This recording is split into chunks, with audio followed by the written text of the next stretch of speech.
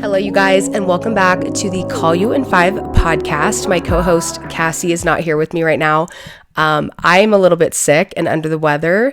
I am pregnant, however, and I've been sick for a long time. So, my immune system just isn't what it normally is, I would say. But just to keep her from getting sick, we're filming separately.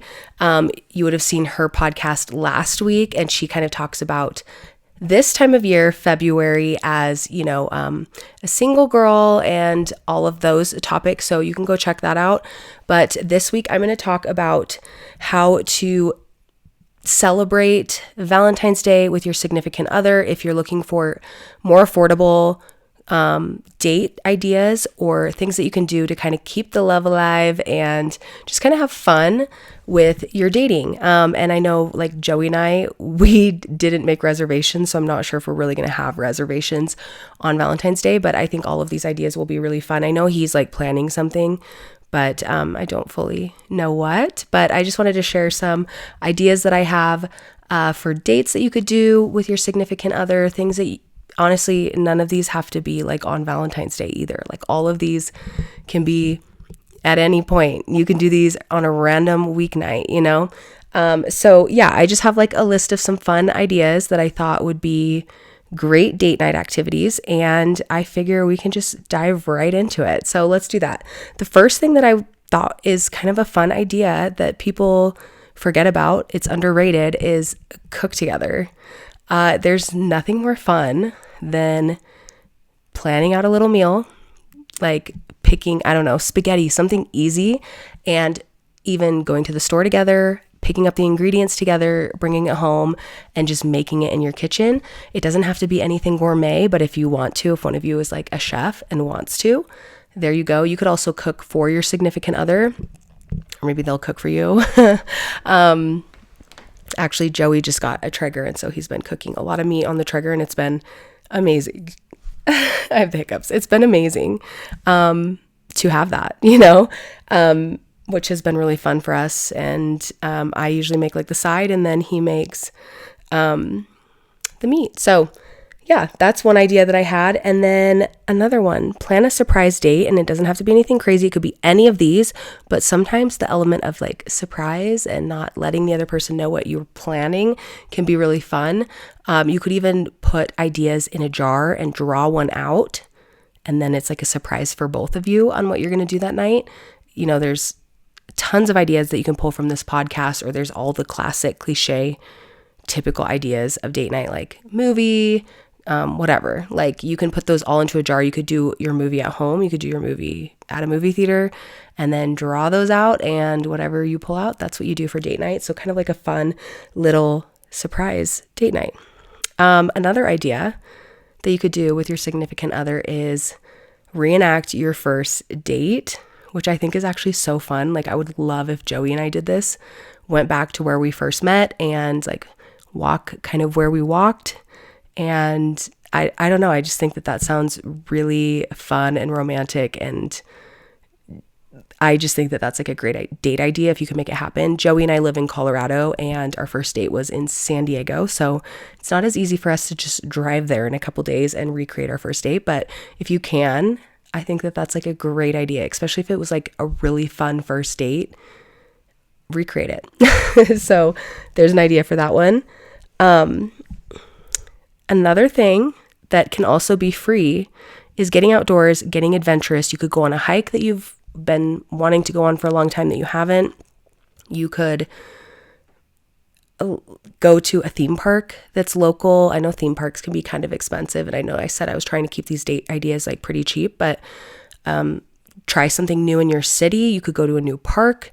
I know Joey and I really don't get out in Denver very often. We live probably like 40 minutes south of Denver. And when we moved here, we're like, we're going to go try new restaurants. We're going to go do this. We're going to go do that in Denver. And we really haven't done a whole lot. So get adventurous. Go try those things that you've been wanting to do. You could get adventurous in your city. You could also get adventurous like up in the mountains. Go hiking. Go to a new swimming spot. Go see a new waterfall that you haven't been to. I mean, there's just so many beautiful things, at least here in Colorado, that we have access to, but like when I was in Portland, there's so many hikes and beautiful things to see that you didn't have to be like a crazy hiker to go on. You could find something that's just pretty, like a stroll in the park almost kind of a thing, and go on that date together. I think that is a really fun idea and something kind of spontaneous and fun. Okay, this one's really fun, but you can write love letters to each other. So on Valentine's Day or any day of the week, you could leave a little letter for your significant other. I know sometimes I don't really do it as much as I would like to, but I've done it a couple times where like on sticky notes, I'll just write something and leave it on the mirror for Joey for when he like is either going to bed and brushing his teeth. He usually goes to bed after me.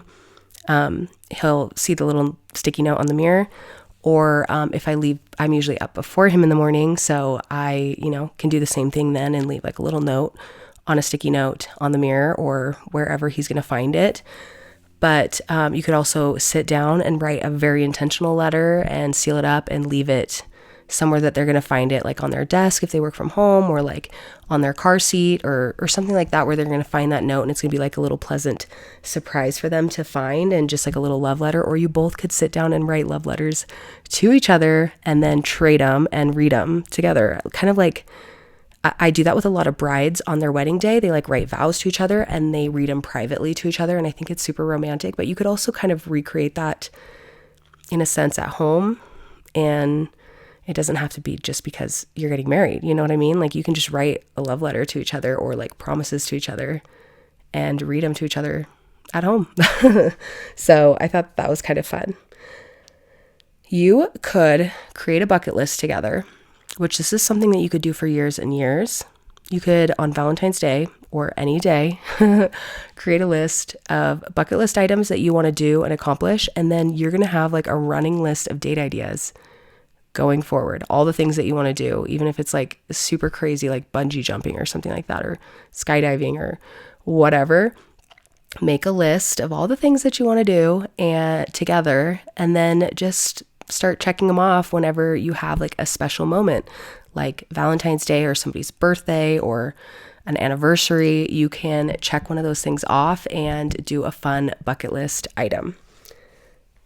Okay, very casual and way to keep it cheap and reasonable is a date night at home. Now you could do this with games that you already have, or you could go to the store together and pick out a game. Games I feel like aren't too expensive, so I feel like it's a reasonable thing to do. But you could go to the store, go to Walmart, whatever, pick up a game that you can take home, and you can have a game night, and you can just stay up late playing cards, playing the new game that you got, eating popcorn, whatever. And I think that that's just kind of probably going to be like a core memory. You're always going to remember those little moments that you make at home. So put that on your little list of popsicle sticks that you want to draw out for future date nights. Now, this one might be a little bit more costly than all the others, but plan a romantic getaway. And it doesn't have to be like you leave the state that you live in. You can plan like a staycation just up the street. 2 weeks ago, Joey and I had a little staycation at a hotel that is local to us in Denver. It was, I think, 30 minutes from us, and we had so much fun. And we brought Leela along. We just took our daughter, and we had a Topgolf suite, and luckily for me, it was kind of, it was quote unquote like an influencer package. So I really didn't have to spend any money. And I know that these are kind of like costly things to have to do, but you don't have to get a Topgolf suite. You could just get a room in your local city, in a local like Steamboat where we live. Steamboat is so much fun to go to, or like another ski town. Telluride, I really want to go there. I've never been there. And you could just rent a room and go explore the town and keep it super cheap. But a couple weeks ago, we stayed in Denver and we had like a Topgolf suite, and we ate dinner, and it was just so much fun. And obviously, like our daughter, we share like a hotel room, so we have to be super quiet when we go back and put her to bed.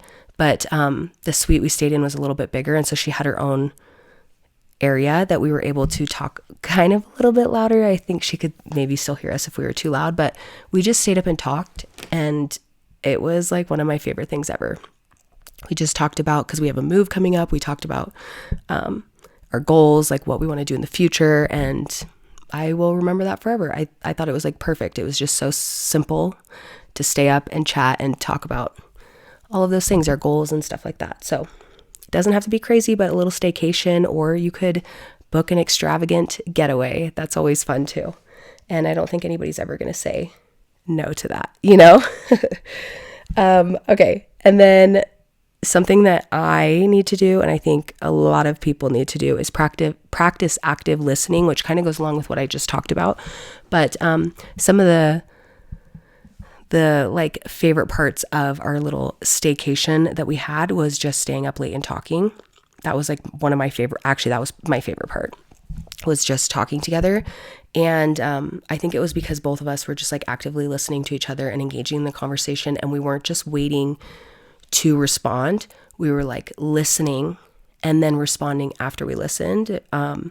So just practice that active listening to your significant other, I think can mean a lot to them. And just giving them your time, like time is so valuable. And I think everybody knows that. So when you're giving your time to somebody, they really, hopefully they cherish it and they know that it's special. And people can tell when you're like actively listening to them. So practice actively listening. There's actually like a little date card set on Amazon that is for new couples and also for like longer couples that have been together for a while.